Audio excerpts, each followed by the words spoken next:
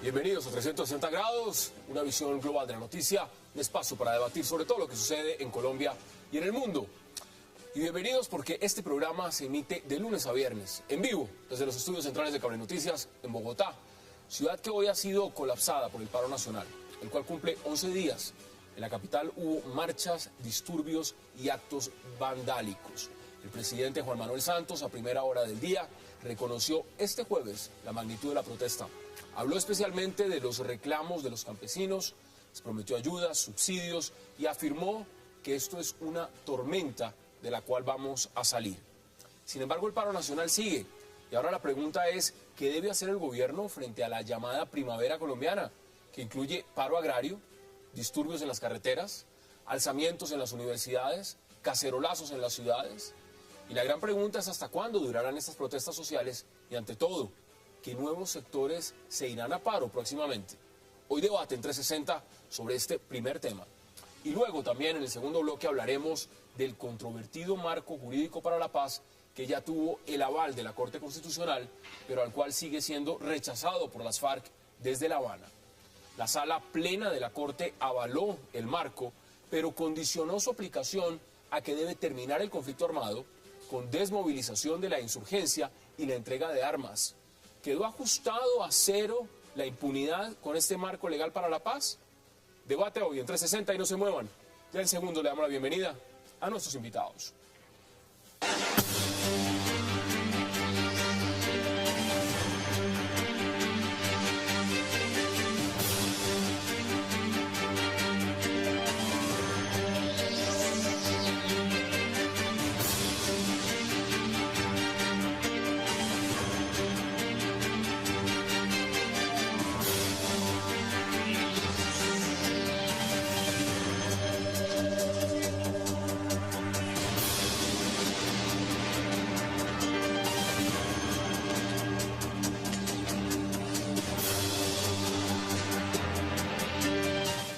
Esas son las imágenes de lo que se vivió en Bogotá.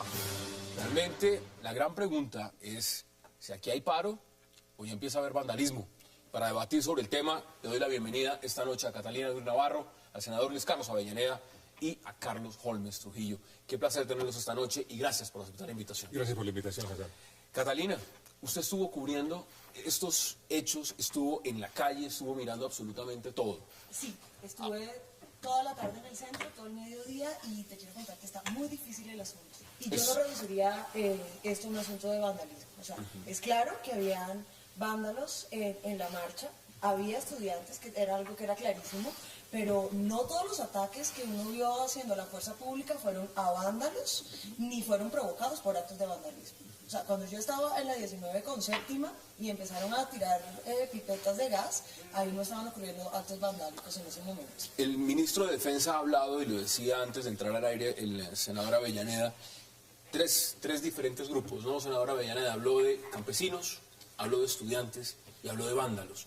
La gran pregunta que yo hago, y me interesa conocer su opinión al inicio del debate, es, ¿esto se está saliendo de manos? ¿Cómo lo ve usted, senador? Pues yo creo que el gobierno hasta el momento ha venido manejando muy mal todos estos reclamos de los campesinos, lo ha manejado con mucha incoherencia. Unas veces diciendo que este es un tema de grupos armados al margen de la ley, específicamente echándole la culpa a las FARC, en otras cosas dándole mucha preponderancia a los infiltrados, que los hay hoy en muchas de las manifestaciones, para ahora empezar a reconocer, como lo hizo el presidente esta mañana, de que evidentemente en los reclamos de los campesinos hay mucho de justicia.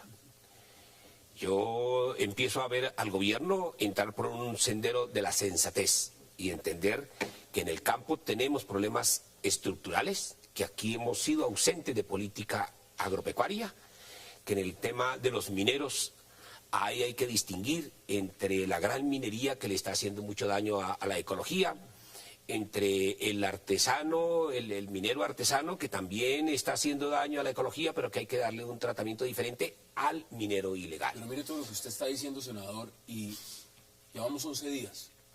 A los 3 días de esto estaban diciendo desde Casa de Nariño que esto había durado un día. Y hace pocos días, a inicio de semana, el presidente estaba hablando del tal cual paro. En esa medida, doctor James, bienvenido. La pregunta es muy obvia. ¿Esto o fue mal manejado, o está siendo mal manejado, o esto se salió de manos? ¿Usted cómo lo ve? No hay duda de que ha habido mal manejo, pero hay que reconocer la coexistencia de varios hechos. Primero, hay reclamos legítimos, no hay duda ninguna, que deben ser reconocidos. En segundo lugar, hay infiltración de organizaciones terroristas, también se presenta. En tercer lugar, hay vandalismo. De manera que lo que hay que hacer en este momento, según mi opinión, es rodear a la autoridad legítima y pedir que los reclamos legítimos no se transformen ni en vandalismo ni en violencia, la cual debe rechazarse. Yo soy amigo del reclamo legítimo y pacífico, porque eso es democrático, pero rechazo todas las manifestaciones de violencia. Yo creo que está faltando un elemento y son los abusos por parte de la fuerza pública, porque eso es un elemento importante. No, lo vimos en Boyacá, en el ESMAD. No solamente eso, mira, desde que comenzaron las protestas del Catatumbo ha habido 14 agresiones a la prensa, 11 de esas agresiones a la prensa han sido por parte de la fuerza pública.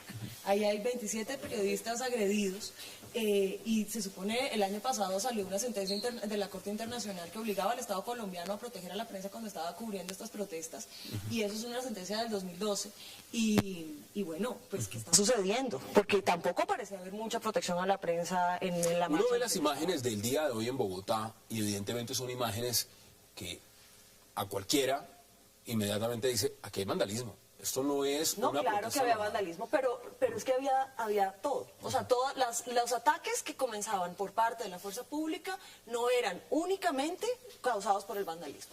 Sí, yo creo que hay que respaldar a Catalina en eso. Sí. Yo creo que la fuerza pública tiene que aprender a manejarse en este tipo de eventos. Ahí están Tiene las que imágenes. entender que hay unas reclamaciones legítimas de campesinos que hay que actuar con mucha prudencia, porque aquí hay mucha cosa reprimida de Claro. los campesinos. Y son varios sectores los que están saliendo. Sujetos de mucha injusticia durante muchísimos años, que han sido muy pacientes esos campesinos. Senador, pero hay que importante- tener mucho cuidado porque han estado circulando en las redes unos actos de la fuerza pública, pero que son de un desbordamiento del uso de la fuerza A principio impresionante. de semana, senador, hicimos acá un debate de los abusos justamente, además cómo se debe ver esto en el contexto. Estaban abusando hasta de los propios campesinos en los techos de las casas, Sí. en Boyacá, eso lo vimos. La gran pregunta es lo que está pasando hoy, porque es que hoy hemos visto algo muy interesante. Abramos el debate, pero veamos también declaraciones del presidente Juan Manuel Santos esta mañana sobre el tema. Las más tibias del mundo. El presidente Juan Manuel Santos se refirió hoy al paro nacional agrario. Aseguró que estamos atravesando una tormenta producto de la acumulación del abandono en el agro de la economía colombiana. Sin duda alguna, estamos atravesando por una tormenta. Una tormenta que se formó por la acumulación del abandono y de falta de políticas en el sector agropecuario durante muchísimo tiempo. Y ahora estamos pagando las consecuencias. Y anunció medidas para contrarrestar el paro nacional.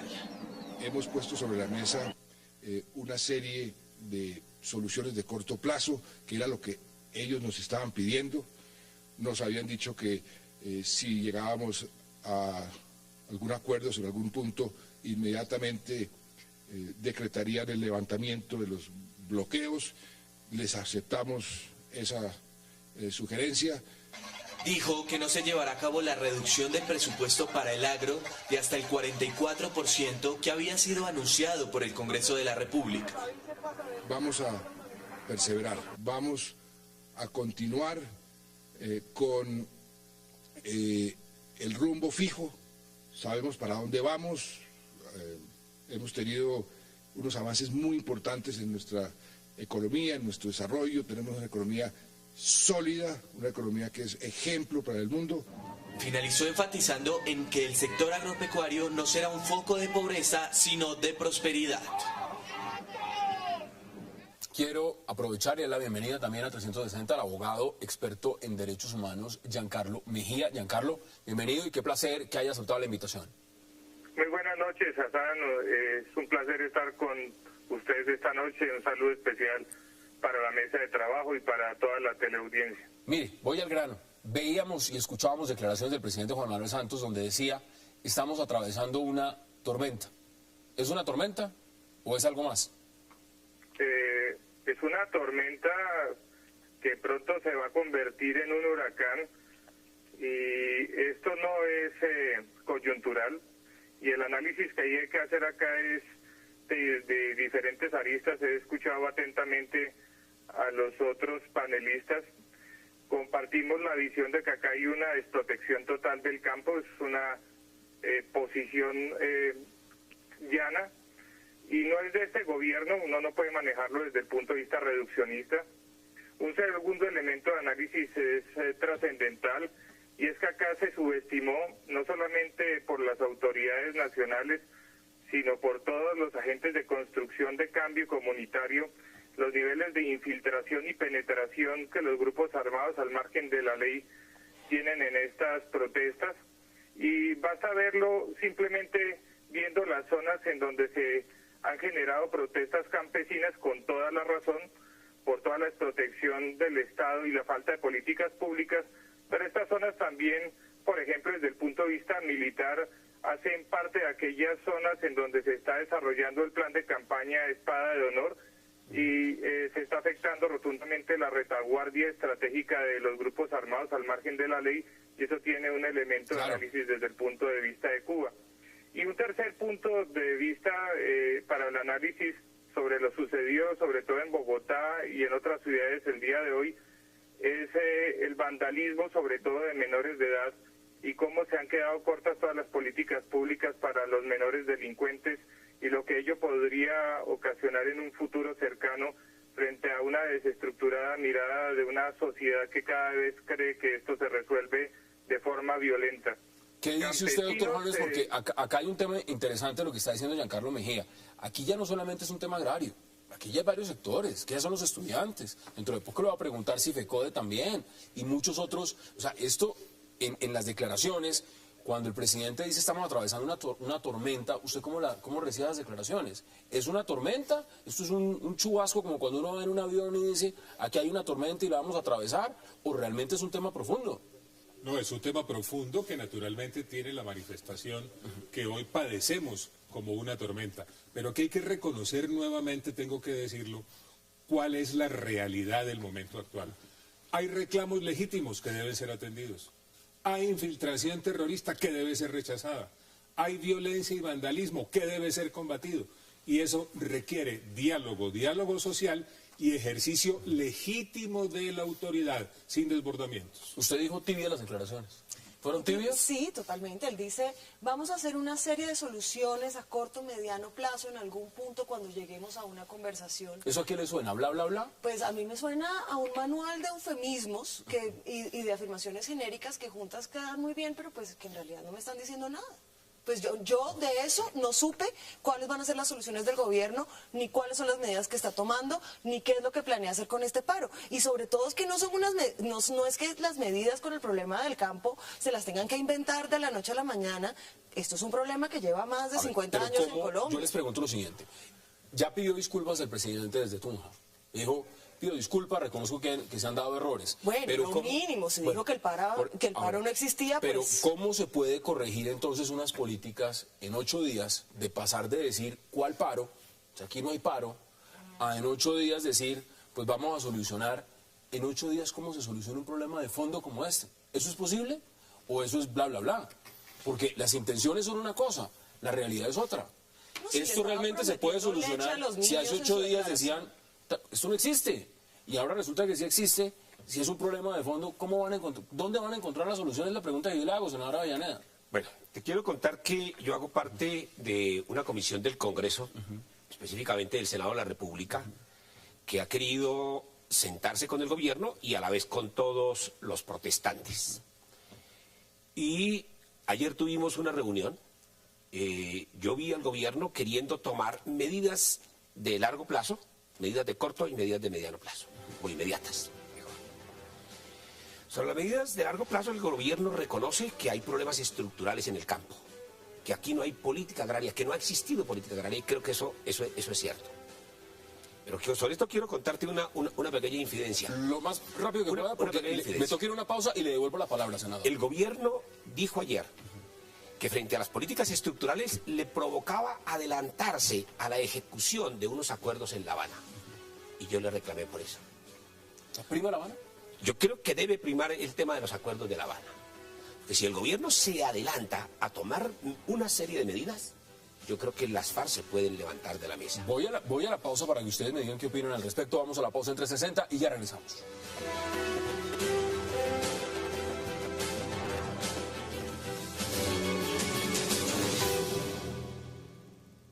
Soluciona los problemas y al no darse solución nos abocamos a un paro. Empezamos a tener respuestas en solución de problemas, pero hay unos temas ahí que la comisión que se crea, que empieza el lunes, tendrá que hacer una hoja de ruta, definir unos tiempos.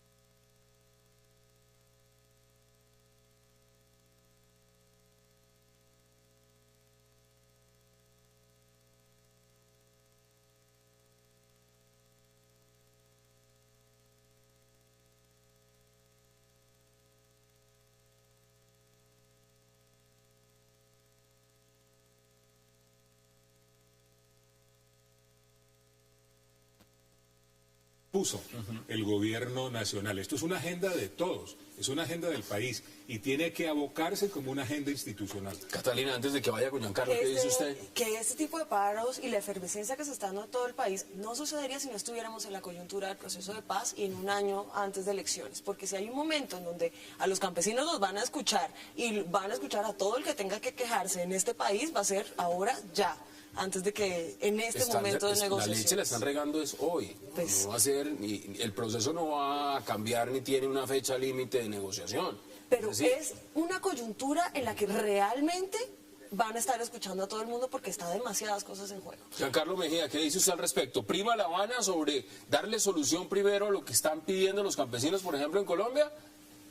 Lo que creo es que hay que ponderar los dos escenarios y necesariamente hay que escuchar el clamor de las víctimas que están en el campo en La Habana. Desde esa forma yo priorizaría lo de La Habana, pero teniendo una mirada desde el quinto punto, que es el de las víctimas.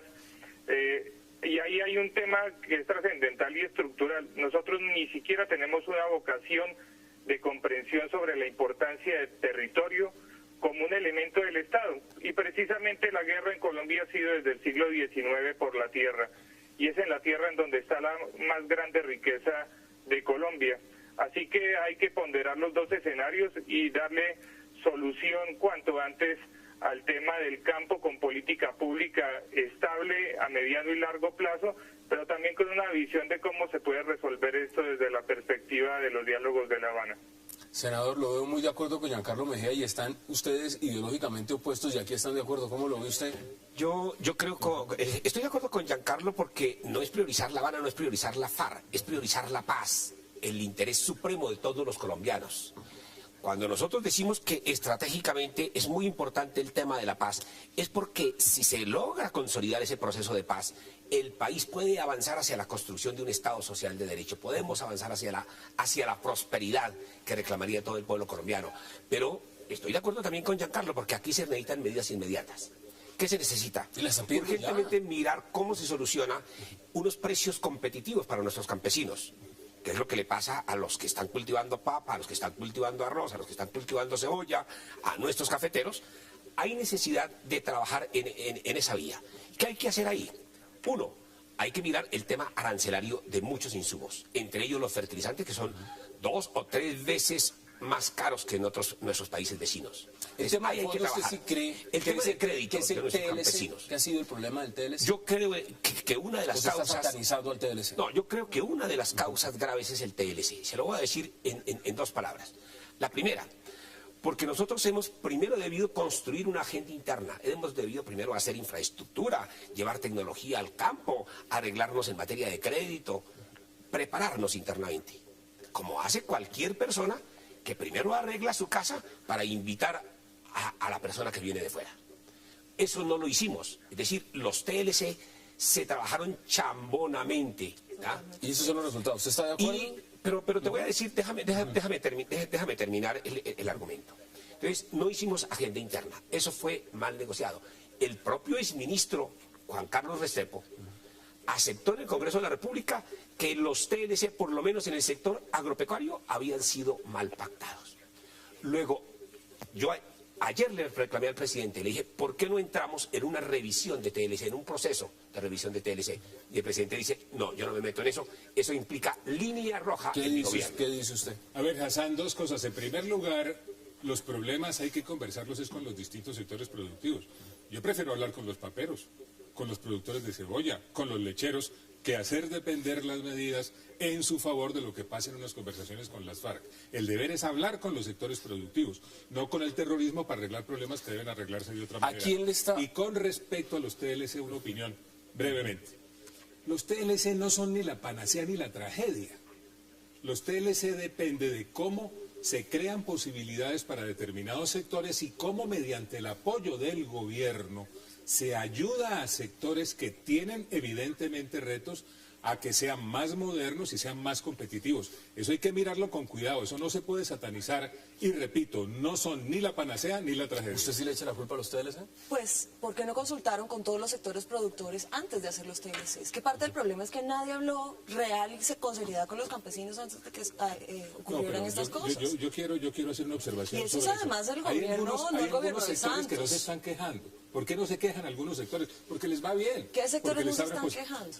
Los cacaoteros, ¿cuántas toneladas obtuvieron en el tratado con la Unión Europea, por ejemplo? Entonces, ¿tenemos ¿Qué pasó contentos con a las los toneladas? cacaoteros? No, hay sectores que les va bien, sectores que tienen retos, sectores cuyo periodo de desgravación es muy largo, es decir, eso hay que mirarlo con Pero a ver, los es que campesinos aquí, del cacao, acá hay un elemento todos que mal. no podemos dejar de lado antes de que veamos las declaraciones del ministro Carrillo, senadora Avellaneda, es que esto ya no es un tema solo agrario, esto es un paro nacional. Y cuando hablamos de un paro nacional ya no podemos estar diciendo que esto es culpa de los TLCs. Aquí, por eso vuelvo y le pregunto. Es que no es ¿qué un pasa? asunto de que sea culpa de los TLCs, sino de que Catalina, hubiera una mala negociación y que nunca se consultara. Pero si estuviéramos hablando únicamente del tema agrario, pero es que, por ejemplo, FECODE de pronto se quiere ir a paro. Y si FECODE se va a paro, ¿eso qué significa, senadora Avellaneda? No, ahí sí apague y vámonos, diría mucha gente. Porque un paro de los educadores es un paro demasiado fuerte. Bueno, y tienen fecha para los primeros días, si no se negocia para los 10 de septiembre. Por eso hay que hablar con los sectores y no hacer depender esto de La Habana. Eso no depende del TLC, eso no tiene nada que Ni ver de con La Habana. Ni de La Habana, entonces Faltaría más. acá es un tema mucho más de fondo. Lo que digan en La Habana no va a frenar el paro Por nacional. supuesto, yo creo que el tema agrario sí incide en La Habana y viceversa. Creo que eso sí. Veamos Aquí lo estas que hay es declaraciones varios del países ministro que no se del están Interior, hablando Carrillo. en el mismo lenguaje. Adelante, Giancarlo, para volverlo a escuchar en su intervención.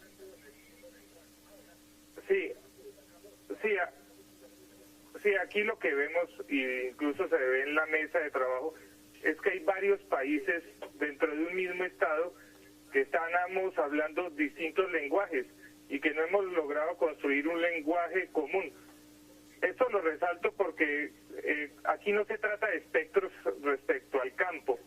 Esto es importante para todos los colombianos. El olvido sobre el campo es un fenómeno estructural en Colombia, pero la polarización que tenemos, que también proviene desde el siglo XIX y de las múltiples violencias inacabadas, pues se refleja en este sentido y en este momento con un paro nacional que podría tener consecuencias, como los dije, de convertirse en una tormenta a un huracán si no se para ya. Veamos las declaraciones del señor ministro del Interior, Fernando Carrillo.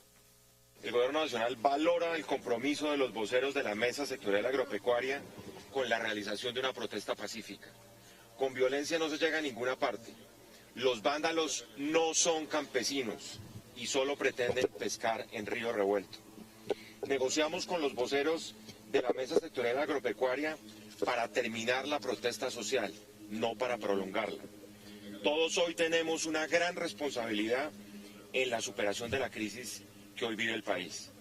A pesar de la enorme inversión de recursos de este gobierno en el sector agrario, que superan en cifras y beneficiarios lo hecho por todos los gobiernos en las últimas décadas, reconocemos la crisis del sector agrario. Pero con nuestra presencia aquí estamos demostrando la decisión de superarla mediante el diálogo. los anuncios del señor presidente de la República de esta mañana son una ratificación de ese compromiso irrenunciable. Estamos convencidos que de esta crisis saldrá una nueva política agraria concertada. Esas son las declaraciones del señor ministro del Interior y nos queda para este bloque menos de 2 minutos y medio. Catalina, demos sus conclusiones en 30 segundos de lo que esto significa y usted hacia dónde lo ve. El paro que hubo hoy estuvo muy mal manejado, no dejaban entrar a la gente a la plaza, hubo un desbordamiento de la fuerza pública, además de los eventos de vándalos, y creo que el gobierno tiene que poner mucha atención a esto porque todavía hay gente atrapada en el centro que les están disparando con balas de caucho. No, ya descubrieron en Bogotá y por eso les pregunto a todos cuando llegaron que cómo estaba el tránsito, porque ya parece que el problema de tránsito en Bogotá se soluciona con toque de queda. Y eso realmente es dramático que se llegue a estas circunstancias. Medio Bogotá está en este momento en toque de queda. Fuerza pública desbordada y unas declaraciones ambiguas y babosas del presidente esta mañana me parece que es la peor manera de manejar lo que está pasando y a mi parecer eso solo indica que se va a empeorar. Mientras eso estaba pasando, el alcalde mayor de Bogotá estaban hablando del POT, mientras eso estaba sucediendo. ¿Cuáles son sus conclusiones, doctor Holmes? Primero que se necesita mucho diálogo social permanente, real, auténtico, cercano, diálogo social que permita prevenir estas explosiones como las que estamos viviendo. Y en segundo lugar, que hay que rodear a quienes protestan pacíficamente y combatir mediante el ejercicio legítimo de la autoridad, sin desbordamiento a los violentos y a los infiltrados. Senadora Avellaneda, en 30 segundos sus conclusiones. Yo recomendé al presidente de la República diálogo concentrado, diálogo multisectorial y transversalidad en las discusiones, sobre todo en el tema del sector agropecuario. Que hable él o que mande a los ministros, viceministros o a Lucho Garzón, el alto consejero, que al parecer... Creo que el presidente de la República entendió ayer que tenía que coger el timonel de este problema y ojalá que sea así. Pero obviamente tienen que estar todos sus ministros y todos hablando un mismo lenguaje. Y te quiero decir una cosa, si el gobierno se acerca realmente con el sector agropecuario a unos temas que se empezaron a hablar ayer y que se están hablando ya en la mesa de conversaciones con los campesinos, creo que vamos a tener unas respuestas satisfactorias, por lo menos a mediano plazo. Esperemos por los campesinos que sea así. Insumos, créditos para los campesinos. El gobierno anunció que va a rectificar el bajo presupuesto para el sector agropecuario, que descendía en un 32%, dice que van a destinar 1 billón de pesos más. Ojalá que eso sea así. Vamos a ver si eso es así. Ya volvemos porque al regreso en 360 vamos a hablar de la decisión de la Corte Constitucional de declarar exequible el marco jurídico para la paz. Ya regresamos.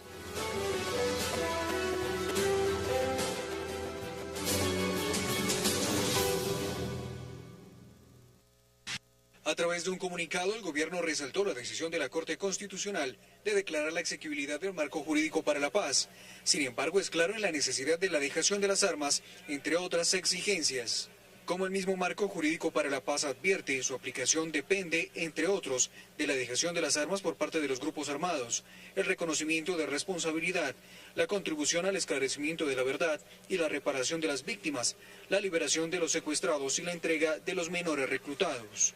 Además, el gobierno señala que debido a la decisión de la Corte Constitucional, se ve más claro el camino hacia la paz con la guerrilla. El éxito de las conversaciones que adelantamos actualmente en La Habana depende en gran medida de la decisión que ha tomado la Corte. Este es un mensaje para las FARC y para todo el país. El logro de la paz estable y duradera implica el reconocimiento de las víctimas y la satisfacción de sus derechos. Según el comunicado, con la aprobación de la Corte se garantiza el respeto por los derechos de las víctimas del conflicto en Colombia. Regresamos a 360. Giancarlo Mejía, la decisión de la Corte Constitucional, exequible el marco jurídico para la paz. ¿Cómo lo ve usted? ¿Qué opina de esa decisión? Bueno, aquí hay que tener en cuenta un contexto, y es que la justicia transicional precisamente busca un escenario diferente de aplicación de parámetros de justicia, verdad y reparación. Si uno lo mira desde esa órbita, el marco para la paz, al igual que lo que sucedió con la ley 975, cumple unos parámetros específicos bajo el entendimiento de tratar de pasar de un conflicto armado hacia la paz, y así es entendible. La Corte Constitucional ha sido clara en 8 puntos sobre varios temas, varios temas además controversiales y en algunos resulta, por lo menos en el comunicado de prensa de la Corte Constitucional, incoherente.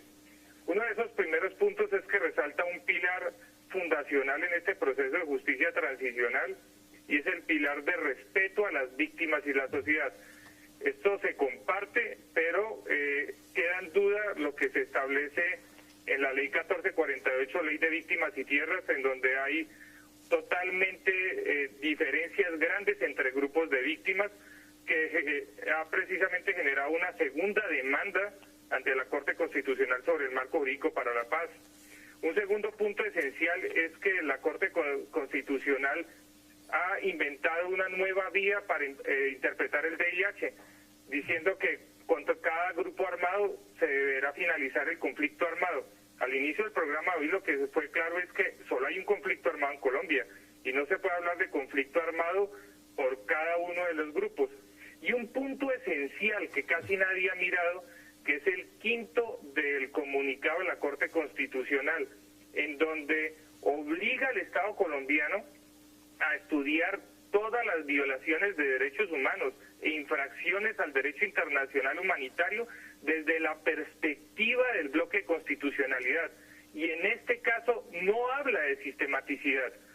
Habrá que esperar la sentencia, cómo sale, las aclaraciones de 5 de los magistrados y cada uno de esos procesos. Este punto, porque esto precisamente cambiaría todo el esquema de lo que es el marco jurídico para la paz. Bueno, ¿usted cómo lo ve? ¿Y qué opina de lo que dice Giancarlo Mejía?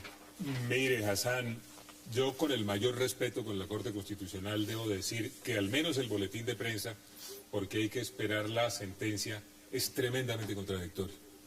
Quiso darle gusto a todo el mundo, quiso señalar la obligación de cumplir con los compromisos internacionales, quiso aceptar desde el punto de vista constitucional la priorización y selección de los casos, no hace una crítica de fondo a la luz de las obligaciones del Estado, de la suspensión condicional, de manera que deja esto en el limbo, perdió una gran oportunidad. Y yo debo decir lo siguiente, con independencia de lo que decida la Corte Constitucional, si no se respeta el Estatuto de Roma, la Corte Penal Internacional podría ejercer su competencia en Colombia. ¿Ustedes están de acuerdo, Catalina, senador? ¿Cómo lo ve usted? Pues es que lo que nosotros tenemos es un comunicado de la Corte Constitucional. Nosotros todavía no tenemos información sustancial para poder decir, para poder dar una opinión formada al respecto.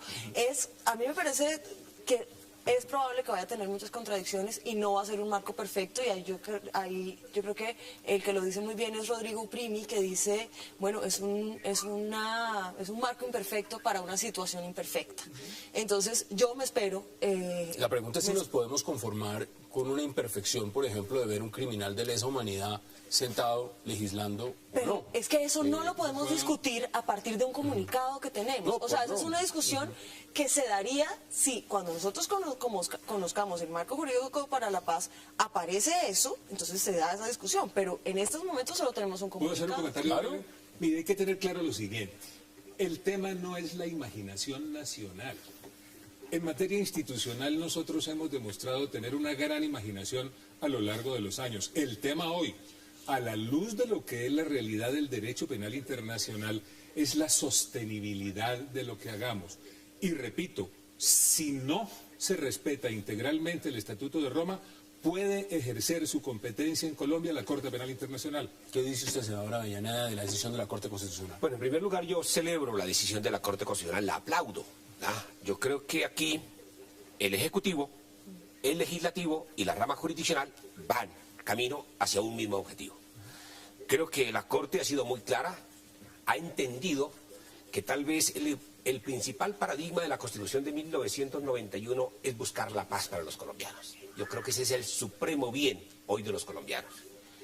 Y creo que la Corte ha hecho un buen análisis de ponderación entre el tema de la paz y el tema de los derechos de la sociedad, los derechos de las víctimas a tener verdad, justicia y reparación que nos encaminen a un gran objetivo, que si logramos el cese del conflicto armado, no volvamos a repetir la crueldad de estos hechos que nos han llenado de oprobio durante todos estos años de guerra. Mire lo que usted menciona, que me parece importante ponerlo también en el debate, y es lo siguiente. Cuando uno lee... Aquí hay unos temas adelante, de Giancarlo. fondo.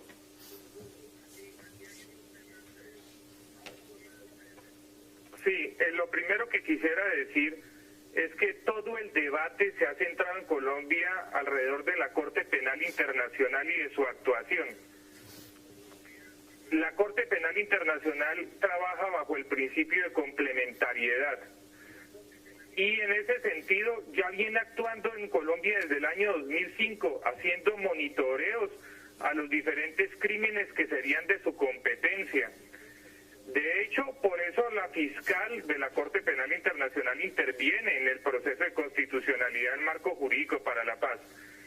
El segundo punto es que a la gente se le olvidó en este país que estamos en una globalización que tiene una bipolarización judicial.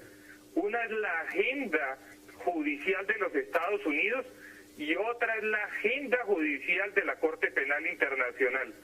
Lo que le interesa a la Corte Penal Internacional posiblemente no sea lo mismo que le interese a los Estados Unidos y sus aliados.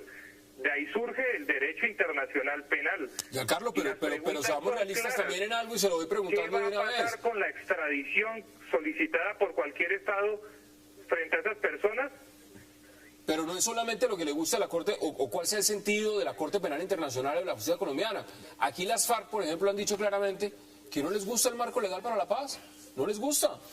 Esas son las declaraciones en Twitter, por ejemplo, que da Iván Márquez. Estamos en desacuerdo con esa iniciativa.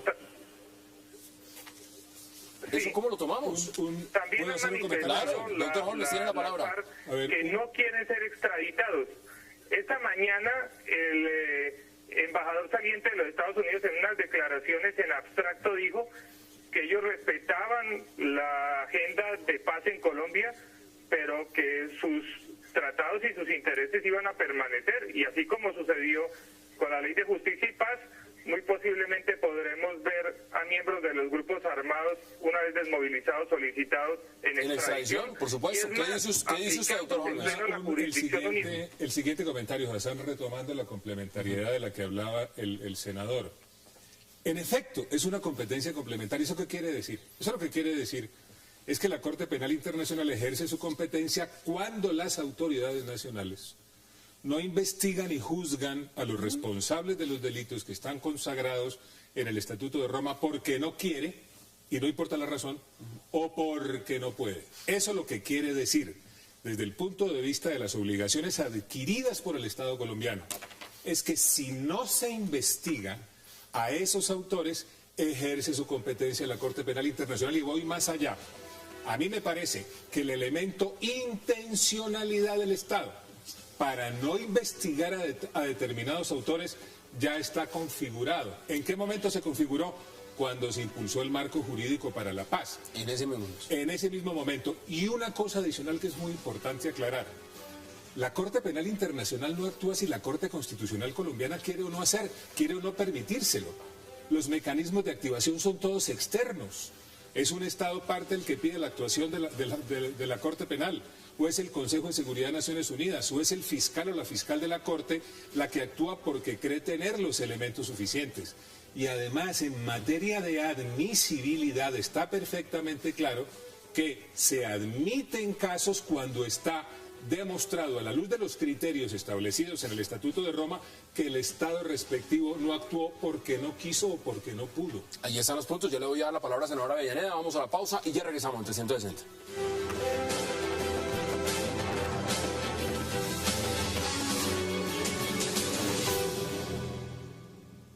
El contenido de un eventual tratado de paz supera las posibilidades políticas, jurídicas y técnicas de un referendo constitucional.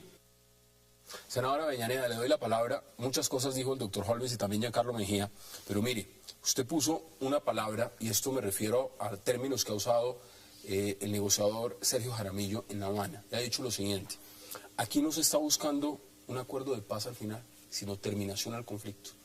Y evidentemente lo que está diciendo la Corte, por lo menos en este comunicado, es lo siguiente: se resalta que sea aplicable este marco, es necesario exigir la terminación del conflicto armado, el derecho a la verdad, proteger y garantizar los derechos de la sociedad, que haya investigación seria, imparcial y efectiva. Pero paz, eso no lo sabemos. Terminación del conflicto. La gran pregunta es, ¿usted sí ve en este momento a través de esta justicia transicional que se pueda llegar a eso? ¿Cómo lo ve usted? Bueno, el tema del fin del conflicto hay que mirarlo. Yo quisiera decir que esperamos todos que el conflicto armado cese. El conflicto social, el conflicto político, es un conflicto inherente a toda sociedad. Lo que sí debemos es buscar cómo tramitamos de manera razonada, de manera democrática, esos conflictos que se generan dentro de la sociedad. Ahora, yo quería decir algo sobre el tema del fallo de la Corte. Yo creo que la Corte ha hecho una importante ponderación de los dos temas: paz, verdad, justicia y reparación. Pero ha dicho la doctrina internacional sobre justicia transicional, que aquí, para buscar el beneficio de la paz, debemos buscar toda la verdad. Toda la verdad. Por eso, mecanismos judiciales y mecanismos extrajudiciales para buscar la verdad. Justicia puede llegar a ser sacrificada. ¿Hasta dónde? Tiene unos límites. Y los límites están en el campo internacional. ¿tá?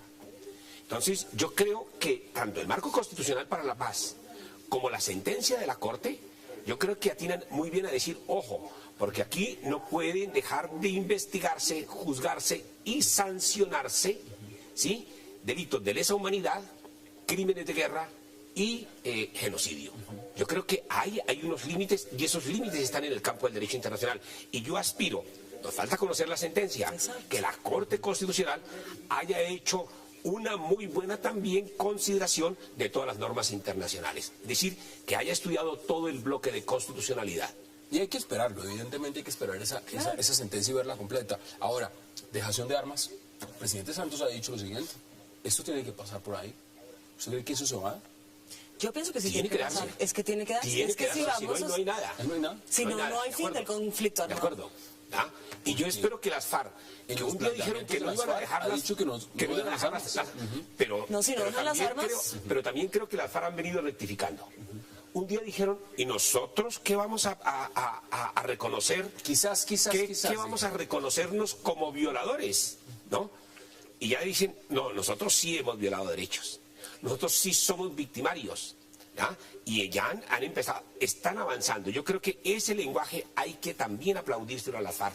Vienen avanzando y tendrán que llegar en un momento determinado a decir, vamos a pedirle perdón a la sociedad por todos estos crímenes. Si no hay reconciliación. Me quedan si no hay todo eso, menos de 3 minutos y quiero que todos puedan concluir. Giancarlo Mejía, empiezo con usted. ¿Cuáles son sus conclusiones sobre este tema, esta decisión de la Corte Constitucional, en unos 30, 40 segundos? Giancarlo, ¿me escucha? Sí. ¿Cuáles son sus conclusiones? Básicamente quisiera decir los siguientes puntos. Lo primero, esto se define en las leyes estatutarias, no se definía solamente con esta sentencia. Lo segundo, hay obligaciones del Estado ligadas con el bloque de constitucionalidad que se tienen que cumplir en la investigación de violaciones de derechos humanos e infracciones al VIH que no sean sistemáticas, y así lo ha dicho la misma Corte Constitucional. Tercero, este es un problema de víctimas y el enfoque de justicia transicional es ese. Aquí queremos saber qué va a pasar con las víctimas militares y policiales, porque la Corte Constitucional ha dicho que todas las víctimas merecen verdad y reparación, y la ley de víctimas fue totalmente excluyente frente a las víctimas militares y policiales y sus familias en el punto específico de verdad y reparación.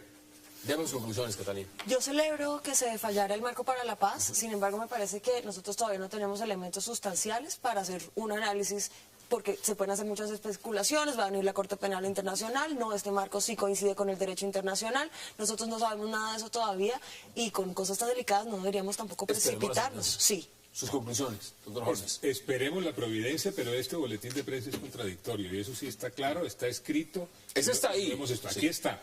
Y esto es contradictorio. En segundo lugar, con respecto a la justicia transicional no es un tipo especial de justicia. Son unos mecanismos que se usan en situaciones de transición. Y la tendencia del derecho internacional hoy es que cuando esas herramientas de justicia transicional son insuficientes, actúan las cortes internacionales. Y para concluir digo lo siguiente: independientemente de las decisiones de la Corte Constitucional, si no se respetan las obligaciones internacionales del Estado, actuarán en Colombia las Cortes Internacionales. Senadora Avellaneda, en 30 segundos sus conclusiones, por favor. La sentencia de la Corte, que ha declarado la exequibilidad del marco constitucional para la paz, es un buen respaldo al gobierno y a la tarea que viene haciendo el Congreso de la República en esta materia. Coincido con Giancarlos en que ahora la tarea fundamental va a ser desarrollar ese marco constitucional para la paz a través de leyes estatutarias. Pero la sentencia de la Corte le va a dar muy buenas herramientas al Congreso de la República para que el Congreso de la República entienda en esas leyes estatutarias cuáles son sus límites. Y coincido también con Giancarlo en una cosa: aquí una cosa supremamente importante es el tema de las víctimas. Toda la verdad para las víctimas, judicial o extrajudicial.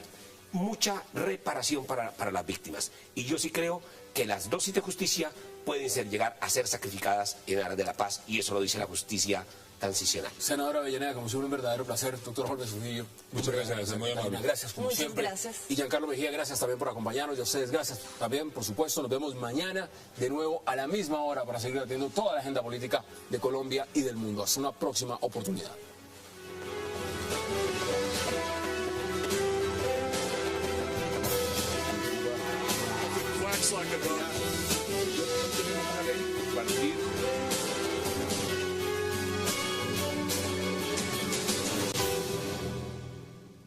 Esta noche, y gracias por aceptar la invitación. Gracias por la invitación, Hassan. Catalina, usted estuvo cubriendo estos hechos, estuvo en la calle, estuvo mirando absolutamente todo. Sí, estuve toda la tarde en el centro, todo el mediodía, y te quiero contar que está muy difícil el asunto.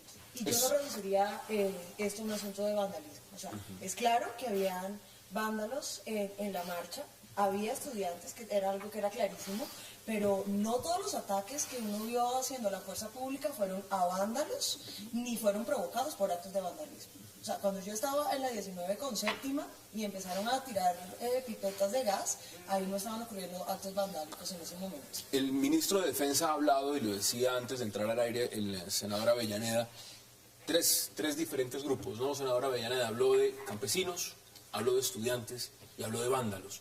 La gran pregunta que yo hago, y me interesa conocer su opinión al inicio del debate, es: ¿esto se está saliendo de manos? ¿Cómo lo ve usted, senador? Pues yo creo que el gobierno hasta el momento ha venido manejando muy mal todos estos reclamos de los campesinos, lo ha manejado con mucha incoherencia. Unas veces diciendo que este es un tema de grupos armados al margen de la ley, específicamente echándole la culpa a las FARC.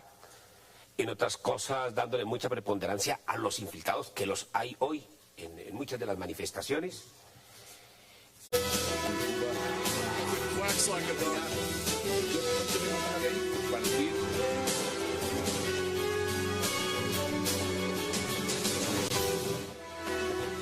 Bienvenidos a 360 grados, una visión global de la noticia, un espacio para debatir sobre todo lo que sucede en Colombia y en el mundo. Y bienvenidos porque este programa se emite de lunes a viernes, en vivo, desde los estudios centrales de Cable Noticias en Bogotá, ciudad que hoy ha sido colapsada por el paro nacional, el cual cumple 11 días. En la capital hubo marchas, disturbios y actos vandálicos. El presidente Juan Manuel Santos, a primera hora del día, reconoció este jueves la magnitud de la protesta.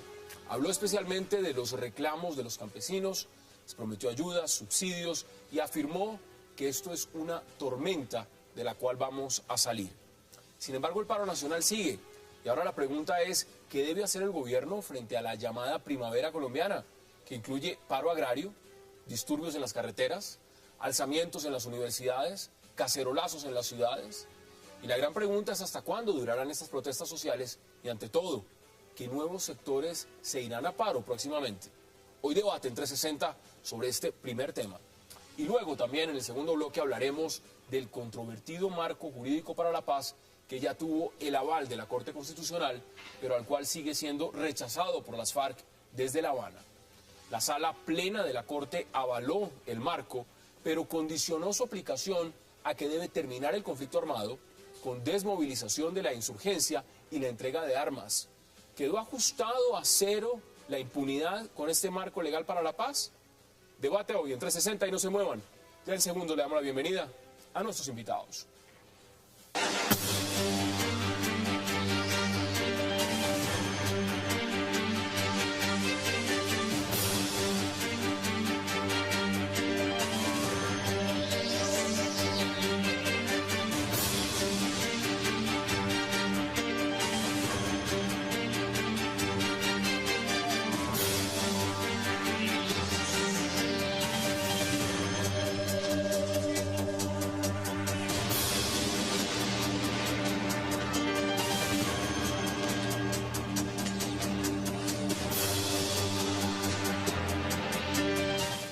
Esas son las imágenes de lo que se vivió en Bogotá. Realmente la gran pregunta es si aquí hay paro o ya empieza a haber vandalismo. Para debatir sobre el tema le doy la bienvenida esta noche a Catalina Ruiz Navarro, al senador Luis Carlos Avellaneda y a Carlos Holmes Trujillo. Qué placer tenerlos. Para ahora empezar a reconocer, como lo hizo el presidente esta mañana, de que evidentemente en los reclamos de los campesinos hay mucho de justicia. Yo empiezo a ver al gobierno entrar por un sendero de la sensatez y entender que en el campo tenemos problemas estructurales, que aquí hemos sido ausentes de política agropecuaria, que en el tema de los mineros ahí hay que distinguir entre la gran minería que le está haciendo mucho daño a la ecología, entre el artesano, el minero artesano, que también está haciendo daño a la ecología, pero que hay que darle un tratamiento diferente al minero ilegal. Pero mire todo lo que usted está diciendo, senador, y llevamos 11 días. A los 3 días de esto estaban diciendo desde Casa de Nariño que esto había durado un día. Y hace pocos días, a inicio de semana, el presidente estaba hablando del tal cual paro. En esa medida, doctor Holmes, bienvenido, la pregunta es muy obvia. ¿Esto o fue mal manejado, o está siendo mal manejado, o esto se salió de manos? ¿Usted cómo lo ve? No hay duda de que ha habido mal manejo, pero hay que reconocer la coexistencia de varios hechos. Primero, hay reclamos legítimos, no hay duda ninguna, que deben ser reconocidos. En segundo lugar, hay infiltración de organizaciones terroristas, también se presenta. En tercer lugar, hay vandalismo. De manera que lo que hay que hacer en este momento, según mi opinión, es rodear a la autoridad legítima y pedir que los reclamos legítimos no se transformen ni en vandalismo ni en violencia, la cual debe rechazarse. Yo soy amigo del reclamo legítimo y pacífico porque eso es democrático, pero rechazo todas las manifestaciones de violencia. Yo creo que está faltando un elemento y son los abusos por parte de la fuerza pública, porque eso es un elemento importante. No, los vimos en Boyacá, en el ESMAD. No solamente eso, mira, desde que comenzaron las protestas del Catatumbo ha habido 14 agresiones a la prensa, 11 de esas agresiones a la prensa han sido por parte de la fuerza pública.